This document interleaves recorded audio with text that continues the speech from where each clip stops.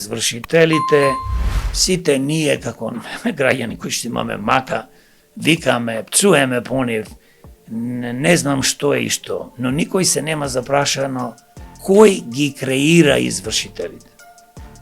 Значи, извршителите не се појавија од ведро небо. Во собрание се донесе закон, бидејќи порано долгот граѓаните со доверителите и должниците го решаваа по судовите.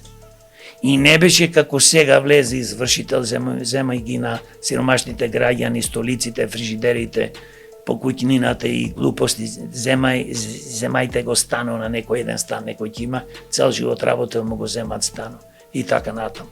Значи да, извршителите во моментот према нас сите што имаме мака, изгледа дека се тие джелати. А уствари најголеми джелати се тие луѓе што го донесува законот.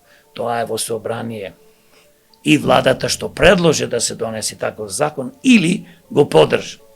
Ние што мислиме за извршителите, треба тие да се вратат, поточно кажано да се укинат ова форма на извршители, мора да постои во државата закон, некој ако некого му должи, дали е тоа правно или физичко лице, да се има некоја постапка